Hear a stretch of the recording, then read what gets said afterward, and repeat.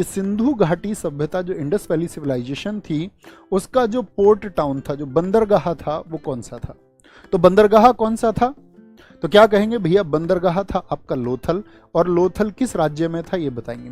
लोथल भैया गुजरात में था, भोगवा नदी के किनारे था। रोपड़ पंजाब में था, ये सतलज नदी के किनारे था आपका। कालीबंगन की अगर हम बात करते हैं, ये राजस्थान में था, कालीबंगन राजस्थान में था। और मोहनजोदड़ो ये दोस्त आपका सिंधु नदी के किनारे कहाँ पर है? ये आपका पाकिस्तान में, वर्तमान पाकिस्तान में है, ठीक है, वर्तमान पाकिस्तान में। अब हम दोस्त बात करते हैं इंडस वैली सिविलाइजेशन से बनने वाले इंपॉर्टेंट क्वेश्चंस की। इंडस वैली सिविलाइजेशन यानी कि सिंधु घाटी सभ्यता। तो सिंधु घाटी सभ्यता से आपसे पूछा जाएगा, पहला क्वेश्चन मेरा रहेगा, बड़े ध्यान से करनी है, एक कक्षा रोज 2 घंटे होगी, बड़े अच्छे से हम टारगेट कर सकते हैं। मुझे बताइए कि ये लोग जो पूजा करते थे वो कौन से देवता की, वर्शिप किस देवता की करते थे? तो पूजा आप बोलेंगे पशुपतिनाथ की करते थे। किसकी? पशुपतिनाथ की करते थे। पशुपतिनाथ जिनको हम साथी कई जगह शिव जी के बारे में भी इनसे रिलेट किया गया है। और एक आपका उर्वरता की देवी, गॉडेस ऑफ फर्टिलिटी कौन थी? मातृ देवी, उनकी पूजा करते थे, ठीक है, वर्शिप इनकी करते थे। अगर हम काल बात करते हैं सिंधु घाटी सभ्यता का, तो वो है आपका 2500 बीसी से लेकर के 1750 बीसी। क्या बोलेंगे? 1750 बीसी ये समय बताया जाता है, परीक्षाओं में यही आपको उत्तर भी देना है।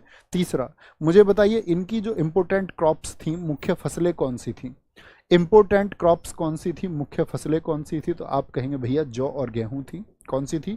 जौ और गेहूं थी। सिंधु घाटी सभ्यता के समय ही कपास की खेती भी शुरू हुई। अगर मैं बात करता हूं ये कौन सी धातु का प्रयोग करते थे, तो सिंधु घाटी सभ्यता को ब्रॉन्ज टाइम का हम बोलते हैं, कांस्य युगीन बोलते हैं। कौन सी? कांस्य युगीन सभ्यता थी आपका, यानी ब्रॉन्ज का यूज ये करते थे आपका। किसका? ब्रॉन्ज का यूज ये करते थे आपका। अगर मैं बात करूं इनकी जो सभ्यता थी, सिविलाइजेशन थी, वो कैसी थी, ग्रामीण या नगरीय? तो आप बोलेंगे भैया वो अर्बन थी, नगरीय थी। कैसी थी? अर्बन थी या नगरीय थी? ये 5 इंपोर्टेंट टॉप पॉइंट हैं आपको जो परीक्षा के लिए याद रखने हैं, ठीक है। फिर आते हैं सिंधु घाटी सभ्यता का सबसे पहला खोजा गया नगर कौन सा था? तो मुझे बताएंगे 1921 में किसकी खोज हुई थी दोस्त?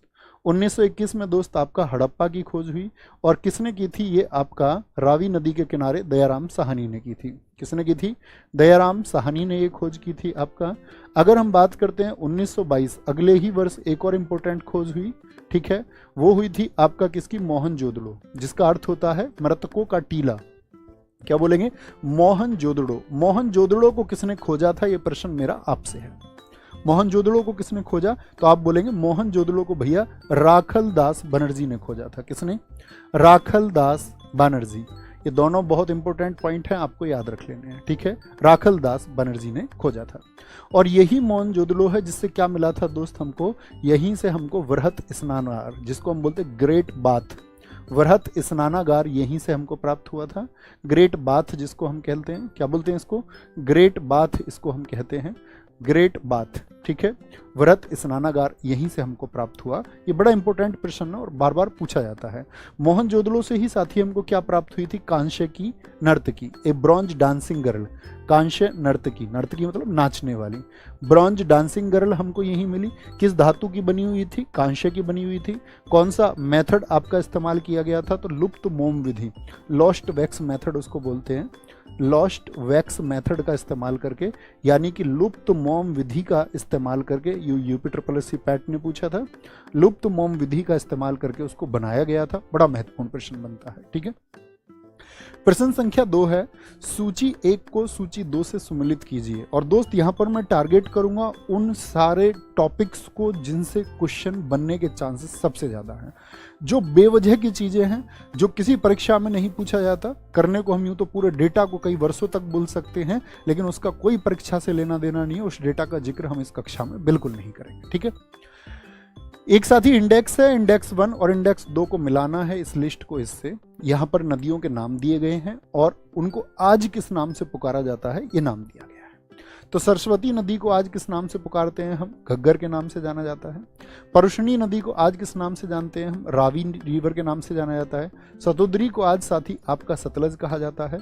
और विपाशा को दोस्त आपका व्यास कहा जाता है। तो क्या क्रम बनेगा जरा बताएंगे? 5 1 5 1 3 2, 5 1 3 2, यानी ऑप्शन बी एकदम से सही होगा। जैसे दोस्त प्राचीन नदियों के और भी नाम हैं, जैसे मैं कहूं आपसे कि सदानीरा एक प्राचीन नाम था, आज इस नदी को क्या कहते हैं? सदानीरा को आज क्या कहा जाता है? मेरा प्रश्न है आप लोगों से। तो आप कहेंगे भैया गंडक रिवर के नाम से इसको जाना जाता है, गंडक। जैसे मैं आपसे बोलूं वितास्ता, वितास्ता किस नदी का पुराना नाम था? तो वितास्ता अगर हम बात करते हैं ये झेलम का प्राचीन नाम था, आज इसको हम झेलम के नाम से जानते हैं। गोमल की अगर हम बात करते हैं, गोमल किस नदी का प्राचीन नाम था? तो गोमल आप कहेंगे गोमती। और मुझे बताइए यूपी का कौन सा शहर है, प्रसिद्ध शहर है जो गोमती नदी के किनारे बसा है? यूपी का कौन सा प्रसिद्ध शहर है? अगर हम बात करें अस्किनी, अस्किनी एक प्राचीन नाम है जिसको आज हम चेनाब के नाम से जानते हैं। किस नाम से जानते हैं? जो कि पंचनद का एक हिस्सा है। सिंधु की सहायक नदियां जो हैं 5 नदियां, जिनको सिंधु की नदियां हम बोलते हैं, रावी, झेलम, व्यास, तो उनमें से एक चेनाब भी है, उसका पुराना नाम अस्किनी था। कोई दिक्कत, कोई परेशानी इस बात में? तो गोमती के किनारे बहुत सारे दोस्तों ने उत्तर दिया लखनऊ, लखनऊ, लखनऊ, और ठीक उत्तर है। गायत्री मंत्र के नाम से प्रसिद्ध मंत्र, गायत्री मंत्र क्या बोलेंगे? ये जो प्रसिद्ध मंत्र है आप सब जानते होंगे, ओम भूर्भुवस्सुवः तत्सवितुर्वरेण्यं भर्गो देवस्य धीमहि धियो